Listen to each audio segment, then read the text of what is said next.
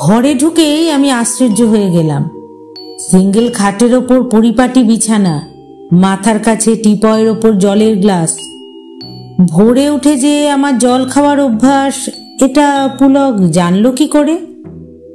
আর অত শত চিন্তা করতে ভাল লাগছিল না। শুয়ে পড়লাম। বিছানায় গা ঠেকানো মাত্রই গভীর নিদ্রা। মাঝরাতে প্যাঁচার বিদঘুটে ডাকে ঘুমটা ভেঙে গেল। মাথার কাছে খোলা জানলা দিয়ে চাঁদের আলো বিছানার ওপর এসে পড়েছে। ঘরের সবকিছু পরিষ্কার দেখা যাচ্ছে। পাশ ফিরে শুতে গিয়েই চমকে উঠলাম। বরফের মতো ঠান্ডা স্পর্শ। চোখ খুলেই রক্ত হিম হয়ে গেল। আমারই বালিশে মাথা দিয়ে একটা কঙ্কাল শুয়ে, একটা হাত প্রসারিত।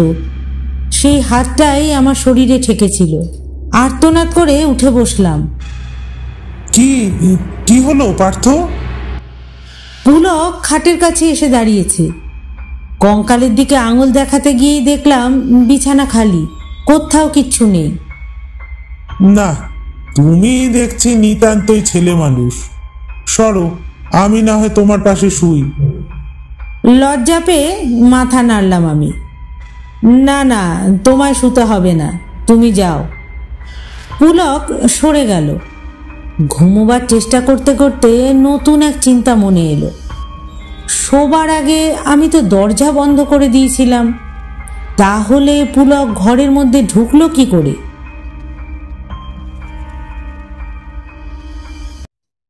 নমস্কার শ্রোতা বন্ধুরা, আমার গল্পের আসরে সবাইকে স্বাগত।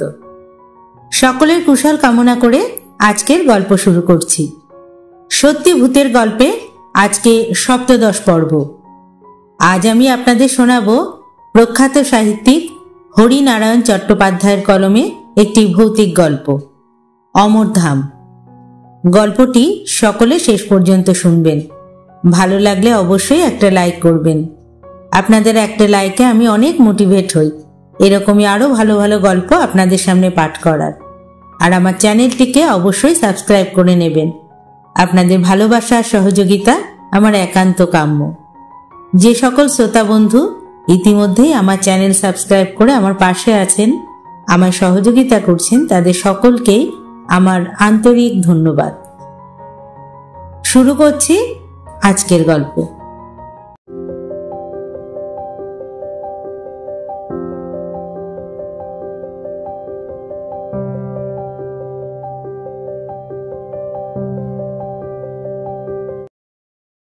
মাসখানেক ধরে শরীরটা বড্ড খারাপ হয়েছে। যা খাই তাই অম্বল হয়। বিকেলে মাথায় যন্ত্রণা, রাতে ঘুম নেই, কাজে একেবারে উৎসাহ পাই না। পাড়ার ডাক্তারবাবু বললেন, ওষুধের সাময়িক উপকার হতে পারে, স্থায়ী কিচ্ছু হবে না। তার চেয়ে বরং ভালো জায়গায় চেঞ্জে চলে যান, মাস দুয়েক থাকলেই সেরে যাবেন। কোথায় যাব তাই নিয়েই এক সমস্যা। এক এক বন্ধু এক এক রকম উপদেশ দিতে লাগলো। কেউ বলল ভুবনেশ্বর, কেউ হাজারিবাগ, আবার কেউ দেওঘর। কি করব, কোথায় যাব যখন ভাবছি, তখন হঠাৎ অমলের সাথে দেখা। অফিস থেকে বেরিয়ে ফাঁকা ট্রামের জন্য অপেক্ষা করছি। আচমকা পিঠে কার স্পর্শ। ফিরে দেখি অমল। কলেজ ছাড়ার পর অমলের সাথে আর দেখা হয়নি। আমাকে দেখেই অমল বলল, চেহারা যে বড্ড খারাপ হয়ে গেছে, কি ব্যাপার? কি ব্যাপার সমস্তটাই বললাম। শুনে অমল বলল, ওসব ভুবনেশ্বর দেওঘরের চিন্তা ছেড়ে দাও, ওখানে কিচ্ছু হবে না। তুমি মিলনপুর চলে যাও, 3 দিনে তোমার অম্বল সেরে যাবে। মিলনপুর কোথায়? কখনো তো নাম শুনিনি। অমল হাসল। বেশি লোকে নাম শোনেনি বলেই তো জায়গাটা এখনো ভালো আছে। ভিড় হলেই জলবায়ু বদলে যায়। যাব কি করে? থাকবো কোথায়? কোনো অসুবিধা নেই বন্ধু, আমার বাবা একটা বাংলো কিনেছিলেন মিলনপুরে। এখন কেউ যায় না। আমিও তো এখন অন্য জায়গায় থাকি, তবে লোক আছে। তার কাছে আমার নাম করো, কোনো অসুবিধা হবে না। মিলন আরো বলল, গিরিডি স্টেশনে নেমে বাসে 13 মাইল। মিলনপুর নেমে অমরধাম বললে যে কোনো লোক দেখিয়ে দেবে। তুমি চলে যাও, শরীরটাকে সারিয়ে এসো। তাই গেলাম। মিলনপুর যখন নামলাম তখন রাত প্রায় 8টা। চারিদিক অন্ধকার। একদিকে নিচু নিচু পাহাড়, তার কোলে ঘন অরণ্য, আর একদিকে সরু নদী, প্রায় নালার মতো, কিন্তু কি জলের গর্জন! স্রোত পাথর থেকে পাথরে লাফিয়ে পড়ছে। টর্চ জেলে কোনো রকমে এগোতে লাগলাম। সরু পায়ে চলা পথ, লাল মাটি, মাঝে মাঝে কালো পাথর। অন্যমনস্ক হলেই হোঁচট খাবার আশঙ্কা। পথের একপাশে একটা মুদির দোকান। মুদি ঝাঁপ বন্ধ করছিল। তখন আমি গিয়ে দাঁড়ালাম। এখানে অমরধাম কোথায় বলতে পারো? মুদি লণ্ঠন তুলে কিছুক্ষণ আমার দিকে দেখে বলল, সেখানে তো কেউ থাকে না, বাড়ি একেবারে জঙ্গল হয়ে আছে। বুঝলাম, মুদি বাড়িটার সম্বন্ধে বিশেষ খোঁজ রাখে না। জঙ্গল হলে কি অমল আমাকে আসতে বলতো? এমনও হতে পারে মালি হয়তো বাড়ির চারপাশ পরিষ্কার করে না, তাতেই আগাছা জন্মেছে। আমি বললাম, ঠিক আছে, বাড়িটা কোন দিকে বলো? মুদি বলল, সোজা চলে যান, সামনে একটা নিচু টিলা দেখবেন, সেটা বাঁদিকে রেখে ঘুরে যাবেন। এক জায়গায় গোটা চারেক শাল গাছের মেলা, পাশে সাহেবদের গোরস্থান। সেটা ছাড়িয়ে একটু এগোলে সাদা পাঁচিল ঘেরা অমরধাম। এক হাতে সুটকেস আর এক হাতে টর্চ। সাবধানে এগোতে লাগলাম। রাত 9টার বেশি হয়নি, কিন্তু এই জনমানবহীন ঘন জঙ্গলে ঘেরা অন্ধকার জায়গা দেখে মনে হচ্ছে যেন নিশুতি রাত। ঝিঝি ডাকছে, ঝোপে ঝোপে জোনাকির ঝাঁক। মাঝে মাঝে পায়ের কাছে খড়খড় শব্দ করে কি যেন সরে যাচ্ছে। সাপ হওয়াও বিচিত্র নয়। এক সময় নিচু টিলা পেলাম, গোরস্থানও। অন্ধকারে অনেকগুলো আলোর ফুলকি, সম্ভবত শেয়ালের চোখ। বড় শেয়াল অর্থাৎ বাঘ হওয়াও আশ্চর্য নয়। যাক, অবশেষে অমরধাম পাওয়া গেল। বেশ ভালো বাংলো, অন্তত এক সময় বেশ ভালোই ছিল। এখন অযত্নে জায়গায় জায়গায় পলেস্তারা খসে ইট বেরিয়ে পড়েছে। জলের পাইপে আগাছা হয়েছে। সামনের চাতাল শ্যাওলায় সবুজ হয়ে আছে। গেট ঠেলতে ক্যাঁচ করে বিশ্রী একটা শব্দ করে গেট খুলে গেল।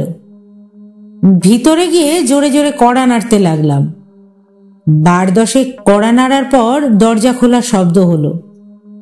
বারান্দায় গলা শোনা গেল। কে? আমি ওপর দিকে মুখ তুলে বললাম, আমি অমরের বন্ধু, আমার আসার কথা ছিল। আরে প্রার্থনা, তোমার জন্যই তো অপেক্ষা করে রয়েছি। দাঁড়াও, দরজা খুলে দিচ্ছি। আমার নিজের খুব অবাক লাগলো। কে লোকটা? আমার নাম জানলো কি করে? তবে কি আমাদের কোনো বন্ধু আমার মতনই শরীর সারাতে এখানে এসে উঠেছে? নিচের দরজা খুলতে খোলা দরজা দিয়ে এক ঝাঁক চামচিকে উড়ে গেল। আর একটু হলেই তাদের ডানা আমার মাথায় লেগে যেত। লম্বা চেহারার একটি লোক আমার 2 কাঁধে 2 হাত রেখে বলল, ও পার্থ, কত যুগ পরে দেখা বলো তো। টর্চের আলোটা তার দিকে ফেরালাম। লম্বা পুলক। আমাদের কলেজে 2 জন পুলক ছিল, তাই একজন লম্বা পুলক আর একজন বেটে পুলক। তারপরের কথাটা মনে হতেই মেরুদণ্ড বেয়ে ঠান্ডা প্রবাহ নামল।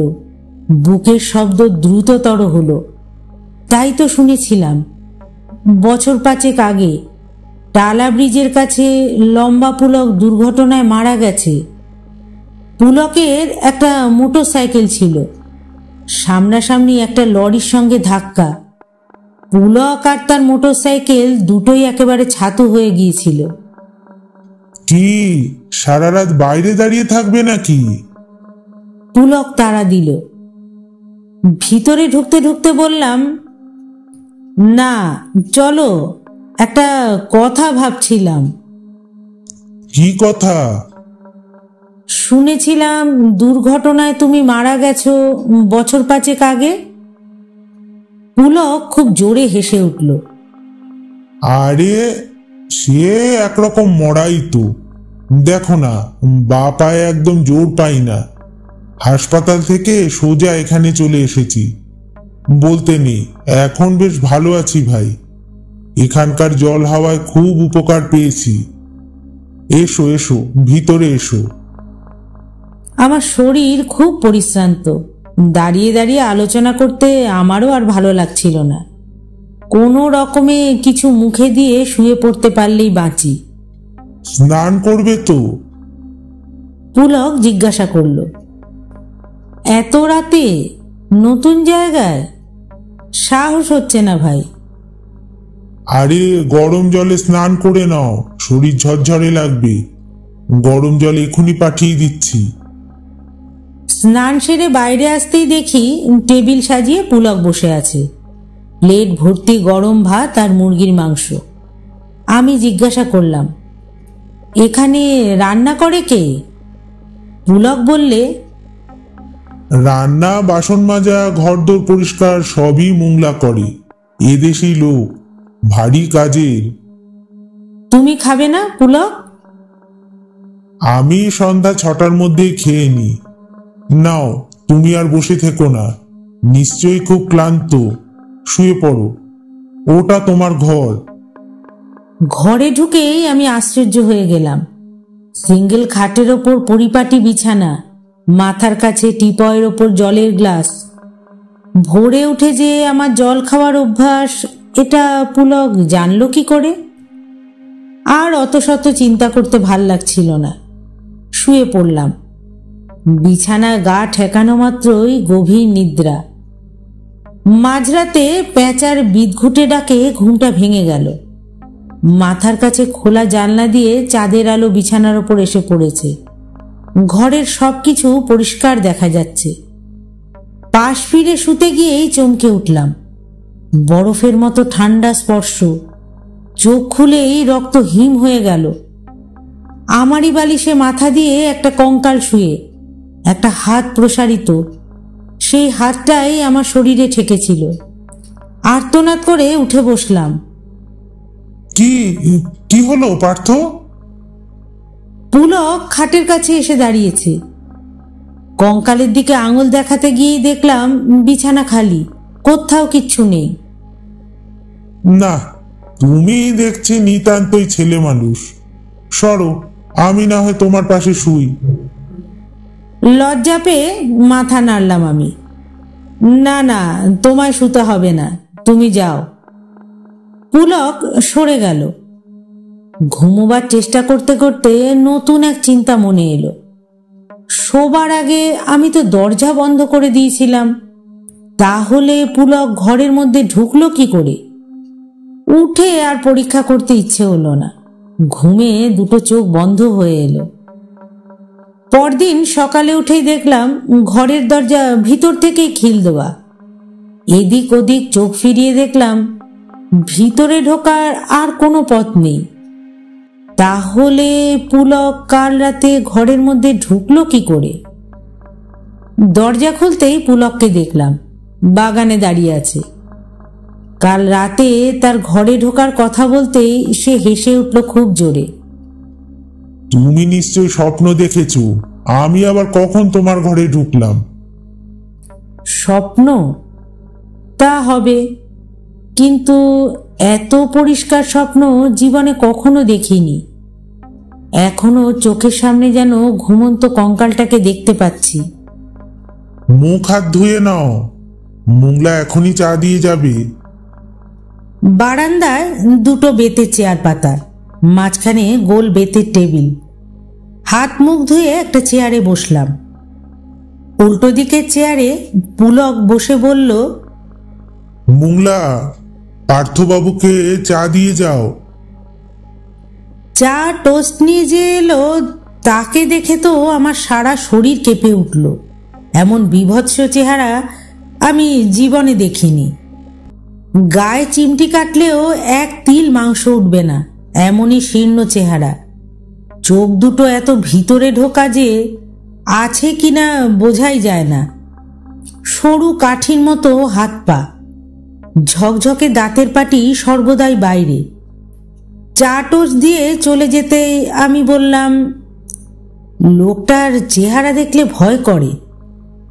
পুলক বলল, মানুষের চেহারা আর কতটুকু, ছাল ছাড়ালে সবাই সমান। মোংলার চেহারা যেমনই হোক, লোকটা কিন্তু খুব কাজের। তাছাড়া নিজের লোক ছাড়া আমরা তো আর যাকে তাকে রাখতে পারি না। নিজের লোক মানে খুব জানাশোনা। একেও এখানকার গা থেকে অমলি জোগাড় করে এনেছে। খেতে খেতে বললাম, তোমার চা টোস্ট কই? পুলক উত্তর দিল, আমি ওসব খাই না ভাই, সহ্য হয় না। ভোরে উঠে ছোলা ভিজানো খাই আদা দিয়ে। একটু থেমে পুলক আবার বলল, তুমি বসো, আমি একটু ঘুরে আসি। এখন আবার কোথায় যাবে? একবার পোস্ট অফিসে যাব, তাছাড়া আরো দু এক জায়গায় ঘুরে আসব। তুমি আমার জন্য অপেক্ষা করো না, আমি বাইরে কোথাও খেয়ে নেব। সারাটা দিন পুলক ফিরল না, সন্ধ্যার সময়ও না। মোংলাকে জিজ্ঞাসা করতে সে বলল, বাবুর ফেরার কোনো ঠিকানা নাই, কোথায় কোথায় যে যান। খাবার সময় এক কাণ্ড। বসে খাচ্ছি, পাশে মোংলা দাঁড়িয়ে।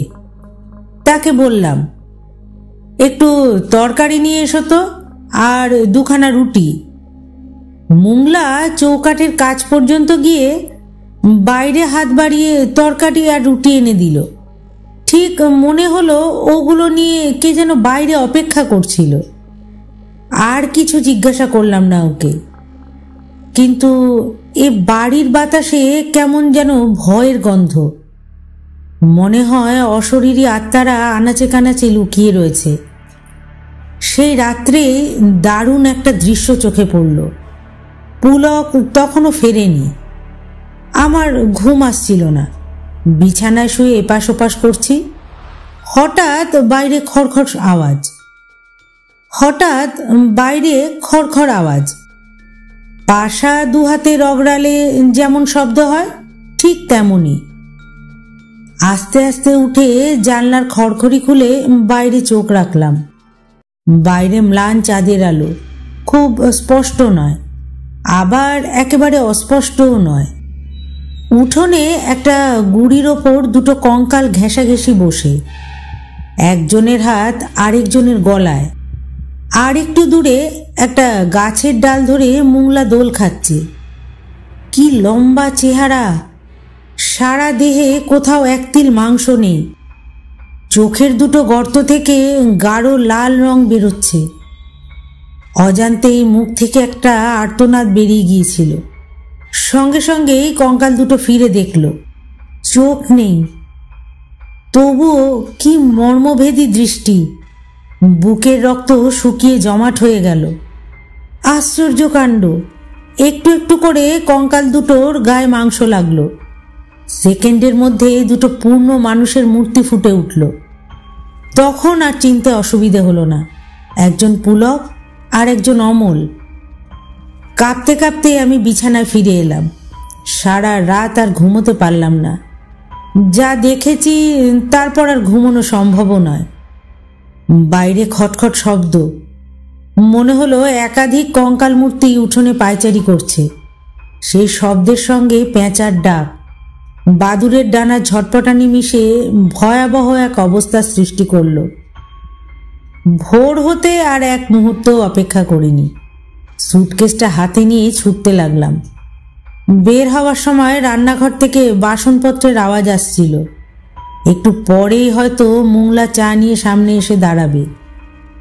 দিনের আলোতেই মোংলার মুখোমুখি দাঁড়াবার সাহস আমার নেই।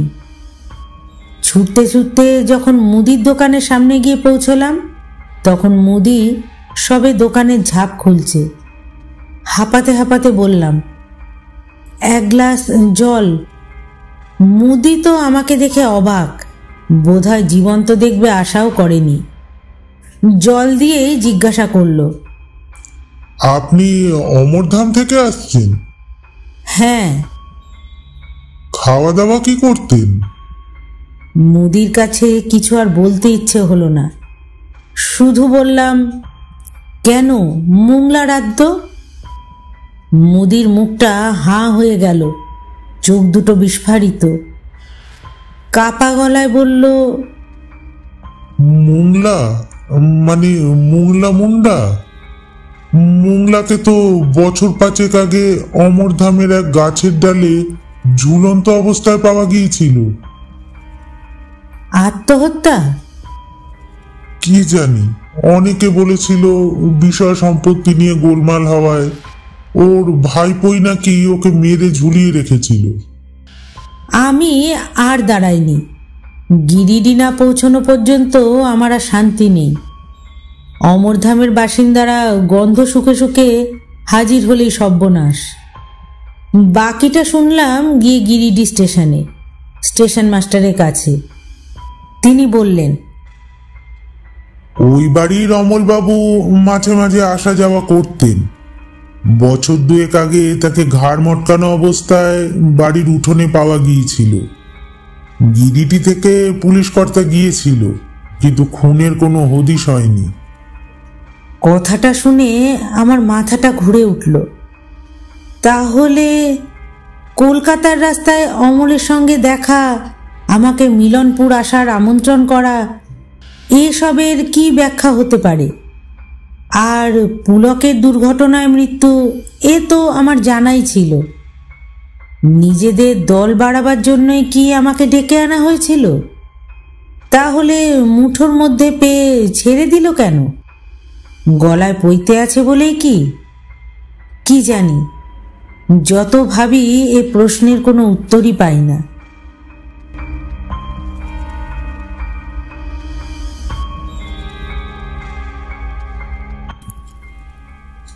গল্পটি এখানেই শেষ হলো। ভালো লাগলে অবশ্যই লাইক করবেন, শেয়ার করবেন আর কমেন্ট করবেন। আর আমার চ্যানেলটিকে সাবস্ক্রাইব করে আমার পাশে থাকবেন। আবার আসবো আমি এইরকমই আর একটি গল্প নিয়ে। ধন্যবাদ।